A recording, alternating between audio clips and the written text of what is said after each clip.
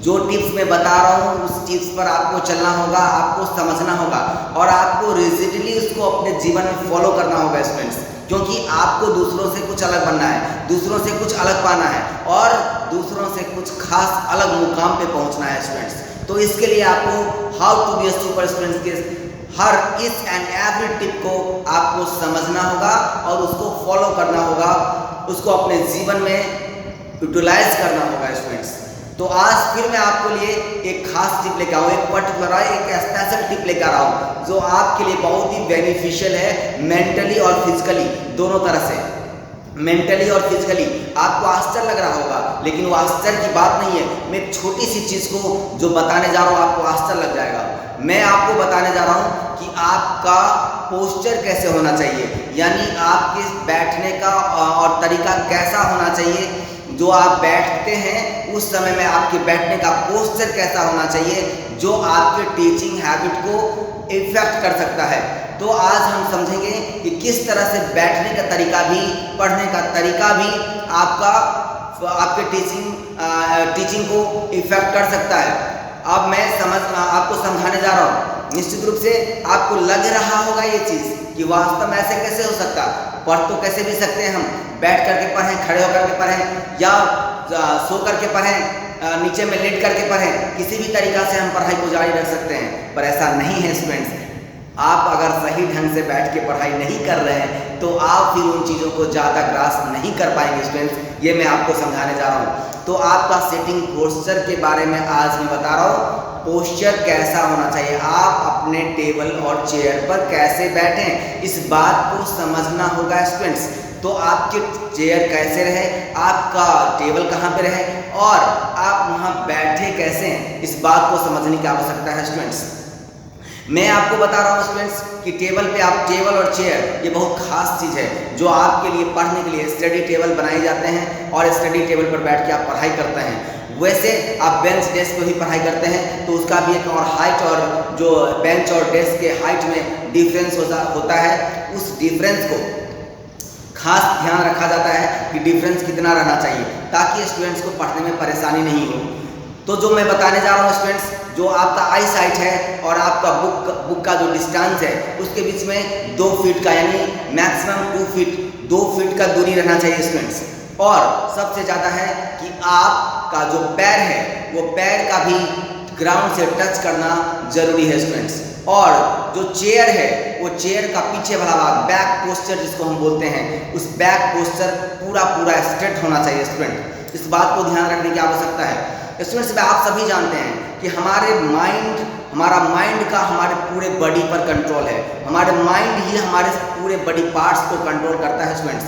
और सारे body parts जो हम यूज़ में लाते हैं वो सारा बॉडी पार्ट्स का जो लिंक है, जो सिस्टम है, वो हमारे माइंड से अटैच है स्टूडेंट्स। ये आप सभी जानते हैं। तो निश्चित रूप से अगर आपका माइंड एक्टिव नहीं है तो आपके सारे काम, सारे शरीर जितने भी ऑर्गन्स हैं, जितने पार्ट्स हैं, वो अच्छे से काम नहीं करेंगे स्टूडेंट्स। तो इसके लिए आपको क्या होगा कि आपका नर्वस सिस्टम आपका जो नर्वस सिस्टम क्या होना चाहिए, फ्लेक्सिबल होना चाहिए, यानी सुचारू रूप से चलना चाहिए। और इसके लिए जो सबसे पहला काम है वो ये है कि आपका जो कॉर्ड है, जिसको आप लोग रीढ़ की हड्डी बोलते हैं, इसको आप स्पाइनल कॉर्ड जिसको बोलते हैं, वो स्ट्रेट होना चाहिए। जब आप बैठ रहे हैं स्टडी टेबल पर तो आपका स्पाइनल कॉर्ड यानी स्ट्रेट पोजीशन में होना चाहिए, सीधा होना चाहिए स्टूडेंट्स। अगर वो सीधा नहीं रहता है तो फिर समझिए कि आपके नर्वस सिस्टम में फ्लेक्सिबिलिटी नहीं होगी स्टूडेंट्स। और जब फ्लेक्सिबिलिटी नहीं होगी तो निश्चित रूप से माइंड उस चीज़ को अच्छे से ग्रास्प नहीं कर पाएगा स्टूडेंट्स। तो आप कभी भी बैठें, चाहे आप नीचे में ही बैठ के पढ़ते हैं तो आप सीधा बैठें। आप लोग देखते होंगे जो लोग योगासन करते हैं और योगासन हमेशा अपनाते हैं, और योगासन में जो पद्मासन और वज्रासन का जो बात आती है तो देखे होंगे कि वो लोग भी अपने आप को एक्टिव रहने के लिए पद्मासन लगाते हैं और वज्रासन लगाते हैं स्टूडेंट्स। क्यों?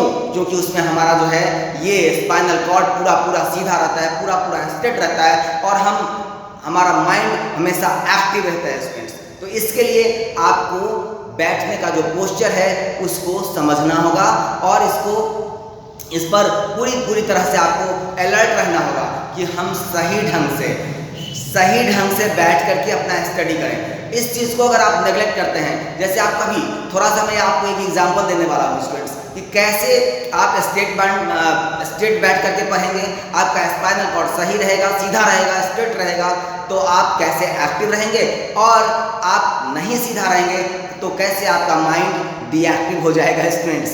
जैसे कि आप थोड़ी देर के लिए अपने एल्बो पे अड़क करके पढ़ना शुरू कर दीजिए उस चेयर पर, और चेयर और टेबल के सहारा लेकर। थोड़ा सा अगर आप इस पोर्शन में अड़क जाते हैं अपने एल्बो और अपने क्या कहते हैं फिस्ट को लगा करके अपने चीक से, तो देखिए कि कुछ देर में आपको लेजीनेस फील होने का स्टूडेंट्स, और आलसी फील करेंगे, आप स्लीपीनेस फील करने लगेंगे स्टूडेंट्स। तो ये आपको इससे आप पता चलता है हमें कि निश्चित रूप से जो हमारा सिटिंग हैबिट है, हमारा सिटिंग पोस्चर है, ये बहुत परफेक्ट रहना चाहिए अगर आपको सुपर नॉलेज गेन करना है और अगर आपको सुपर स्टूडेंट बनना है। तो स्टूडेंट्स, इस चीज़ को आपको ध्यान रखना है, कभी आप लेट के नहीं पढ़ें, कभी आप अटक के नहीं पढ़ें, कहीं जाकर दीवार में नहीं अटके, कभी बेंच डेस्क पर नहीं अटके, हमेशा स्ट्रेट सीधा बैठ करके अपने स्टडी करें स्टूडेंट्स। और टेबल और चेयर का जो पोर्शन है, जो हाइट है, उसको सही ढंग से मैनेज करके पढ़ें ताकि आप ज़्यादा से ज़्यादा सीख पाएँ और आप जो पढ़ रहे हैं उसको आप ज़्यादा से ज़्यादा याद रख पाएँ स्टूडेंट्स।